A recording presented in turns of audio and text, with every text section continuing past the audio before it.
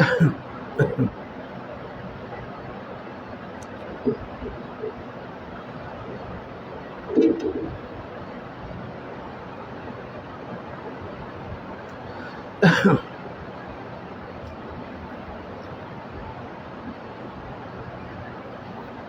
للہ وکفی وسلام علی عبادہ الذین اصطفی اما بعد فاعوذ باللہ من الشیطان الرجیم بسم اللہ الرحمن الرحیم وما ارسلناک الا رحمتا للعالمین سبحان ربک رب العزت عما یصفون وسلام علی المرسلین والحمد للہ رب العالمین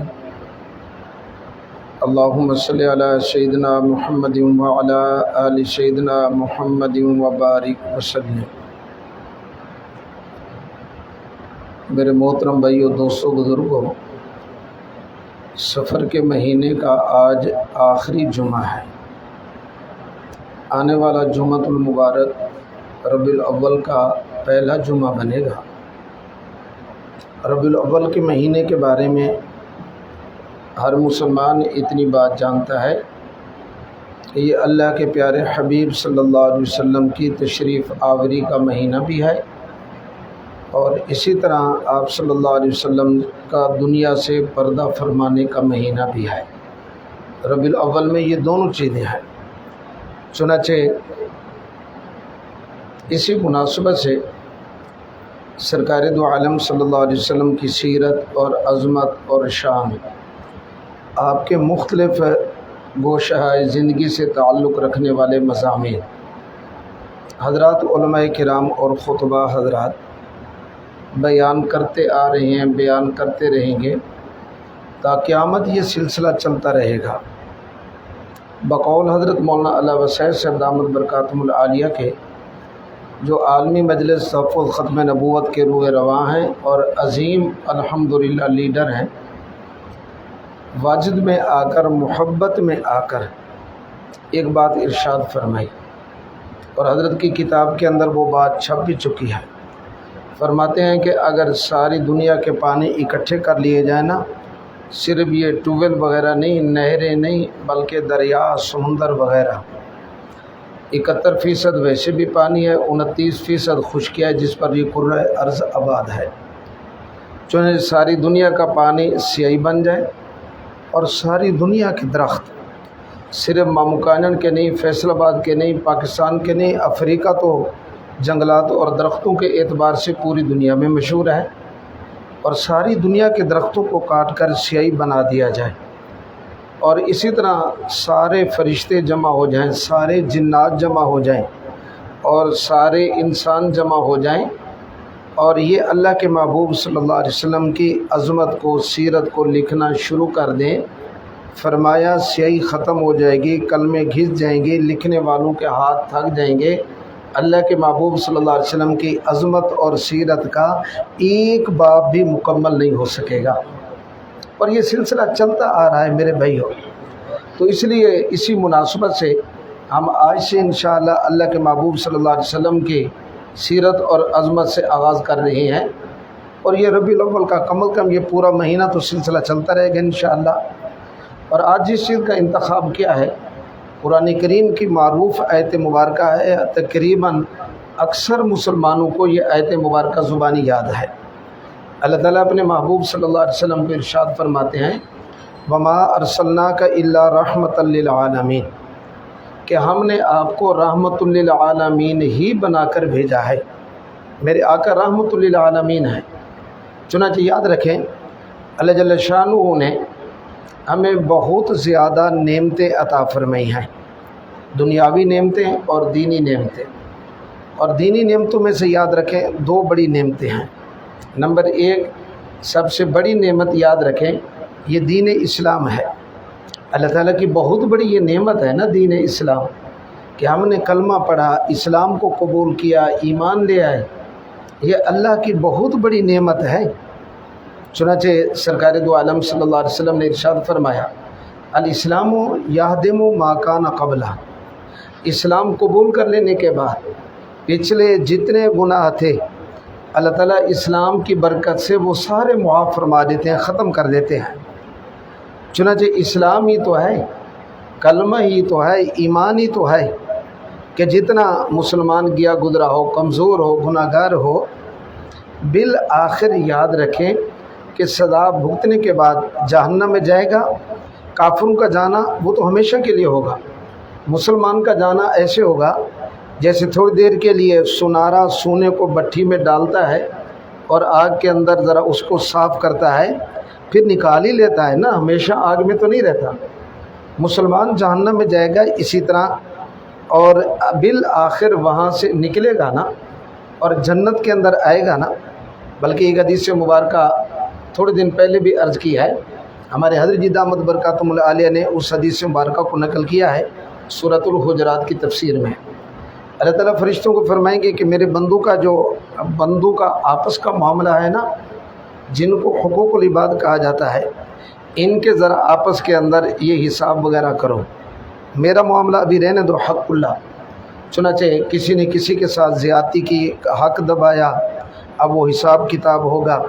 چنانچہ جس کا دینا تھا اس کی نیکیاں اس کے نامہ اعمال میں، نیکیاں ختم ہو گئی، تو جس کے دینے ہیں اس کے گناہ اب اس کے نامہ اعمال میں وغیرہ۔ جب یہ سلسلہ پورا ہو جائے گا نا، فرشتے آ کے رپورٹ پیش کریں گے، یا اللہ یہ کام تو پورا ہو گیا، حق العبد والا، اب تیرا حق باقی رہتا ہے۔ ان میں تو بڑی کوتاہیاں نظر آ رہی ہیں ایمان والوں میں بھی۔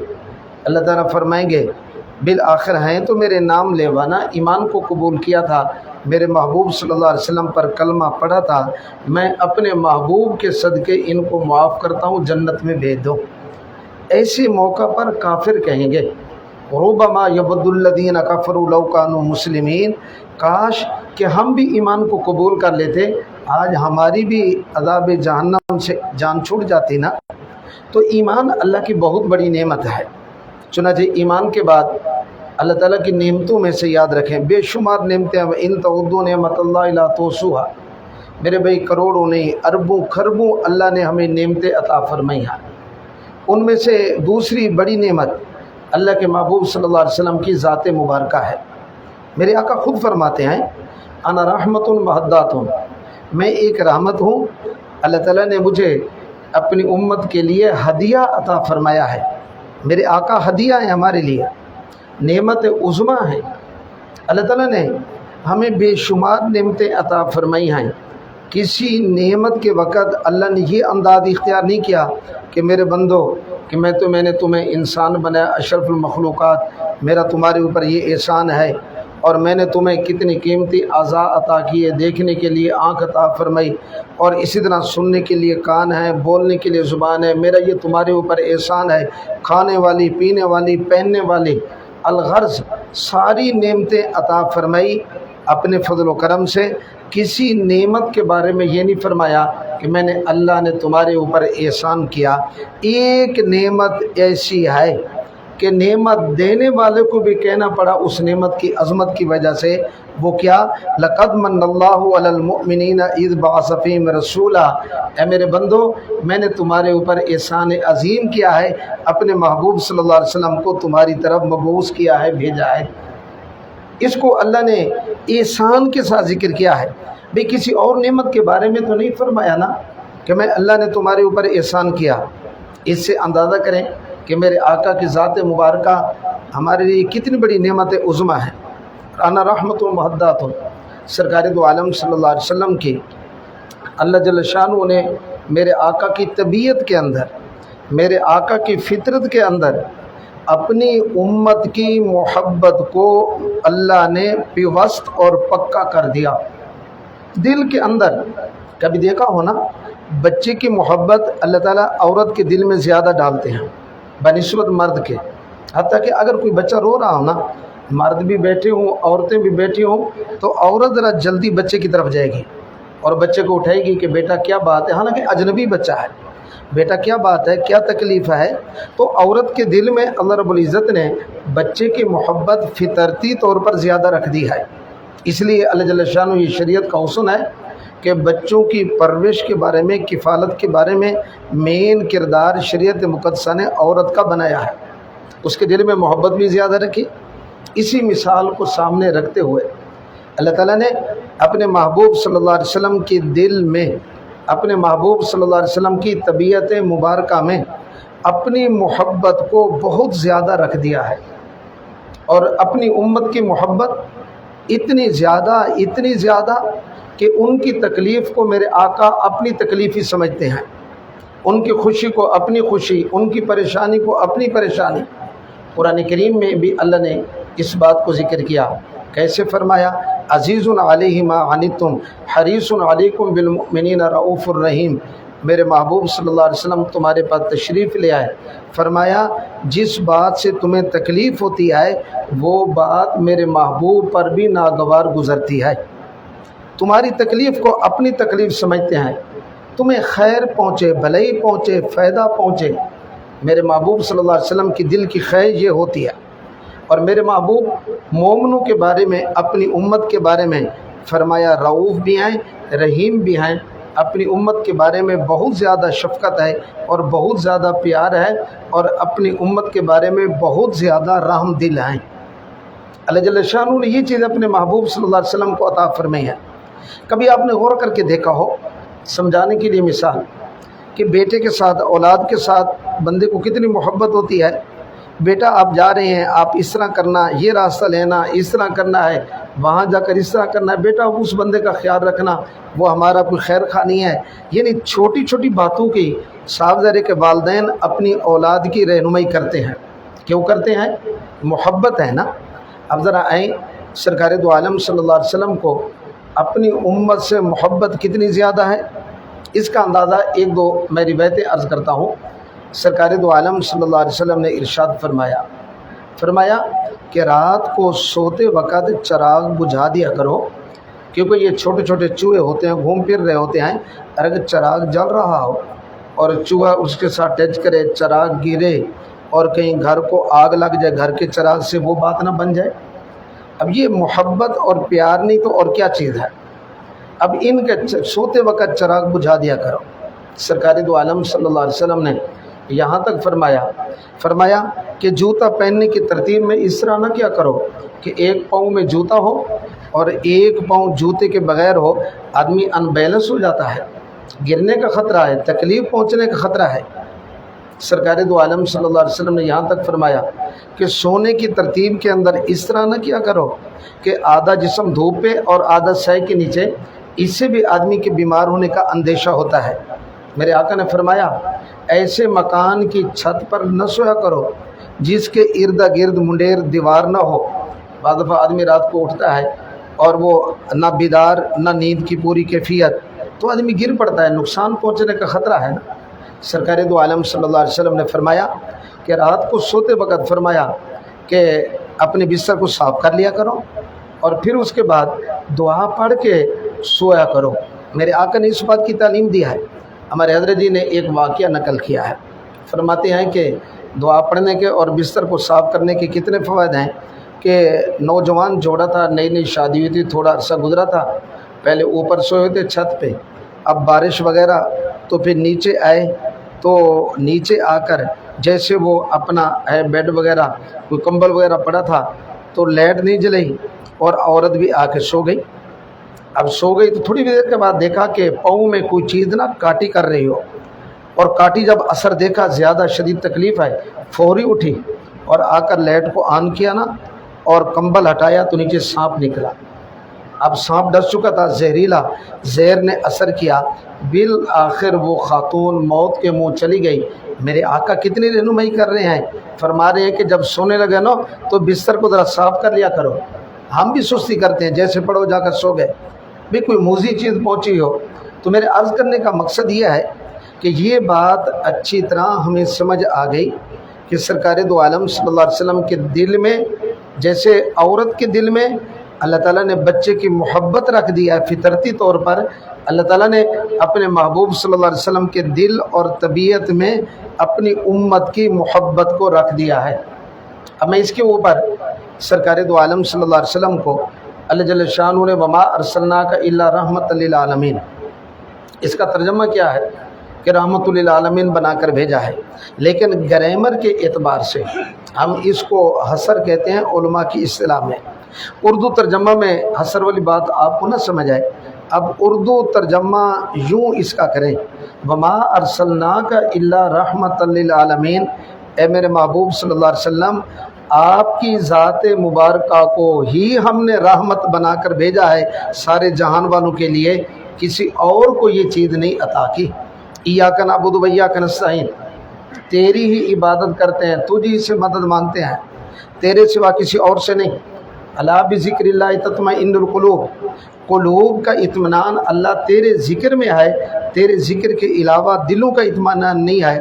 اب اسی مثال کو سامنے رکھتے ہوئے وما ارسلناک الا رحمت للعالمین کا معنی یہ ہے کہ کائنات میں ایک ہی ہستی ہے اللہ کے محبوب صلی اللہ علیہ وسلم کی، جس کو اللہ نے سارے جہانوں کے لیے، سارے جہانوں کی مخلوق کے لیے، کل بنی آدم کے لیے رحمت بنا کے بھیجا ہے، اس کے علاوہ کسی اور کو یہ مقام اللہ نے نہیں عطا فرمایا۔ وما ارسلناک الا رحمت للعالمین، میرے آقا کی رحمت کو اگر دیکھنا چاہتے ہیں، اس کے اوپر نمونے کے طور پر یہ عاجز چند حدیث مبارکہ عرض کرتا ہے سرکار دو عالم صلی اللہ علیہ وسلم کہ میرے آقا سب کے لیے باعث رحمت ہے۔ اب حدیثیں سنتے جائیں، آپ کا ایمان تازہ ہوگا اور یہ بات اچھی طرح آپ کو سمجھ آ جائے گی کہ واقعتاً اللہ کے محبوب صلی اللہ علیہ وسلم کی ذات مبارکہ ہر مخلوق کے لیے، ہر ایک کے لیے باعث رحمت ہے، اور واقعتاً ان کے دل کے اندر امت کی محبت بھی ہے، اور بے غرض محبت ہے، یاد رکھیں، بے انتہا محبت اور بے غرض محبت ہے۔ سنی حدیث مبارکہ سرکار دو عالم صلی اللہ علیہ وسلم نے ارشاد فرمایا الا ان الجنت تحت اقدام الامہات، فرمایا اگر جنت تلاش کرنا چاہتے ہو نا، جو جنت تمہیں ماں کے قدموں کے نیچے ملے گی، تو میری آقا کی رحمت کا حصہ ماں کو ملا۔ دور جاہلیت میں ایسا بھی تھا میرے بھائیوں کہ ستیلی ماں کے ساتھ تو کرتے ہی کرتے تھے، بعد باپ کے فوت ہو جانے کے بعد شکی ماں کو بھی بیٹا منہ کالا کرتا، اپنی بیوی بنا کے رکھا کرتا تھا۔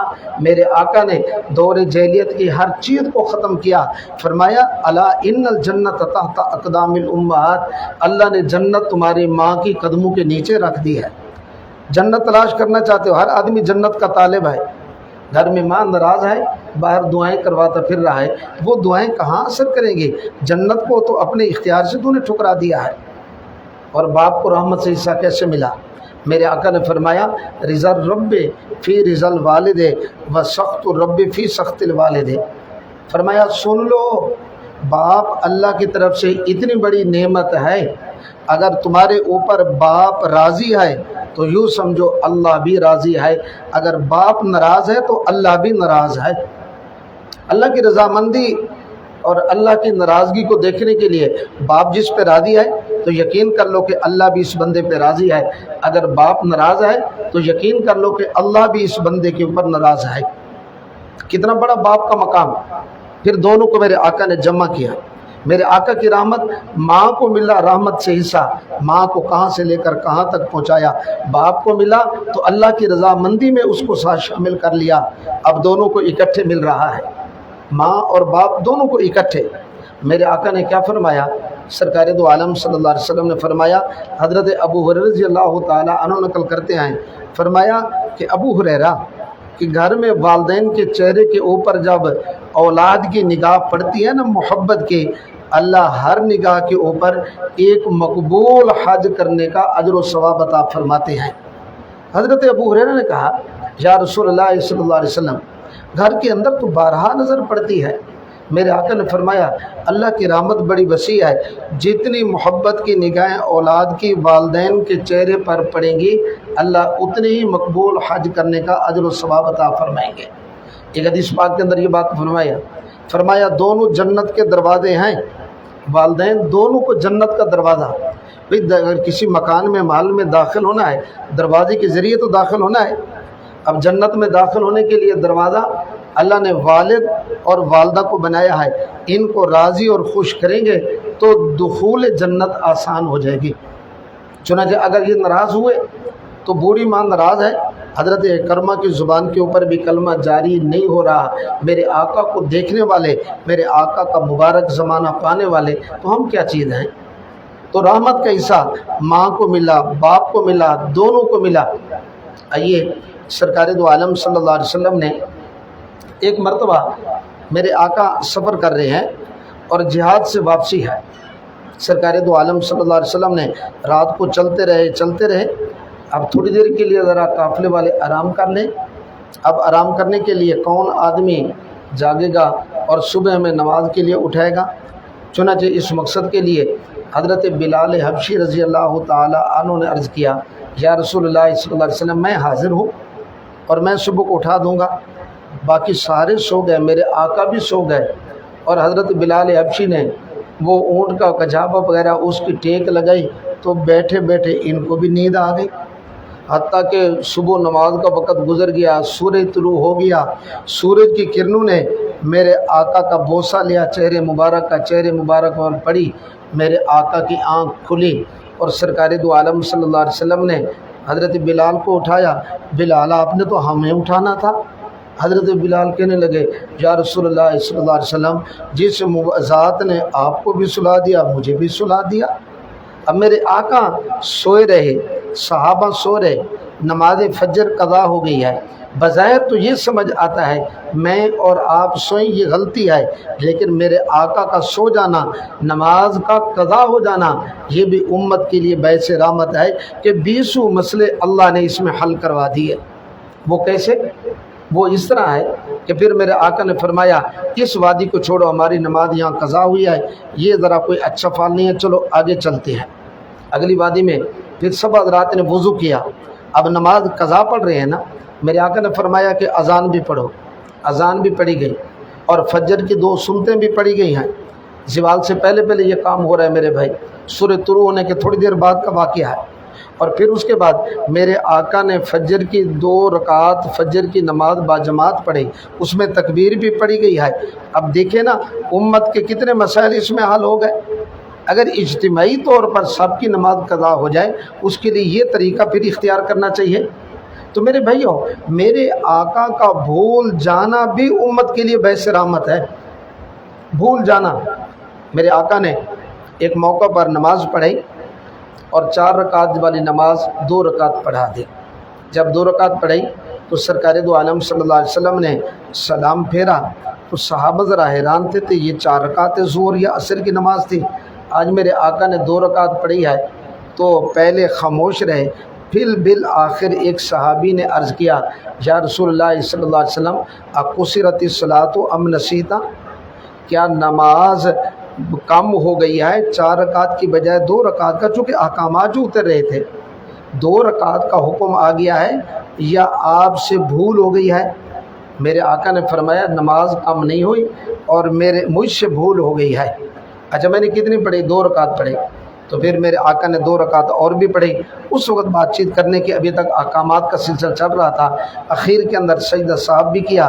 اب یہ دیکھیں تو میرے آقا نماز کے اندر بھولے، اور یہ میرے آقا کی بھول بھی ہمارے لیے باعث رحمت ہے۔ اللہ نے اس لیے ہمارے لیے اس بھول کے اندر سجدہ صاحب کا مسئلہ بھی حل فرما دیا کہ کبھی بھول ہو جائے امام سے تو اس طرح پھر سجدہ صاحب کر لیں، یہ کمی پوری ہو جاتی ہے۔ اور میرے آقا نے ایسے موقع پر فرمایا تھا، انما انا بشر مثلکم انسا کما تنسون، فرمایا میں بھی تمہاری طرح انسان ہوں، جیسے تم بھولتے ہو کبھی میں بھی بھول جاتا ہوں، جب میں بھولوں تو مجھے یاد کروا دیا کرو، لقمہ دے دیا کرو، اس لیے تو امام کو لقمہ دیا جاتا ہے۔ تو میرے بھائیوں، میرے آقا کی بھول بھی ہمارے لیے باعث رحمت ہے۔ میں اور آپ اگر کسی پہ ناراض ہوتے ہیں، گالی دیتے ہیں، یہ تو گندا عمل ہے، اچھا عمل نہیں ہے۔ لیکن میرے آقا نے بخاری شریف کے اندر یہ روایت ہے، میرے آقا نے یوں فرمایا، اللہ اگر میں نے کسی کے اوپر ناراضگی کا اظہار کیا، اللہ کسی کو میں نے اگر کوئی بد دعا دی ہے، میری بد دعا میری ناراضگی کو میرے اس امتی کے حق میں بھی باعث رحمت بنا دے۔ یعنی میرے آقا اگر کسی امتی پر ناراض ہو رہے ہیں نا، ناگواری ہے، فرمایا اگر میں نے کسی اپنے امتی کو بد دعا بھی دے دی ہے، میرے اللہ میری اس امتی کے حق میں میری بد دعا کو بد دعا نہیں، دعا بنا کر باعث رحمت بنا دے۔ जिस नबी का मेरे आका की रहमत लिल आलमीन को हम कहाँ कहाँ जाके देखें। भी मेरे आका की भूल बैस रहमत है और मेरे आका की बद्दुआ वो भी उम्मत के लिए बैस रहमत है और मेरे आका की नाराज़गी भी उम्मत के लिए बैस रहमत है। बुखारी शरीफ में एक रिवायत है, सरकार दो आलम सल्लल्लाहु अलैहि वसल्लम ने इरशाद फरमाया कि इस तरह है कि जो बंदा फौत हो जाए ना और पीछे माल छोड़ के गया है, फरमाया ये उसके वर्सा का है।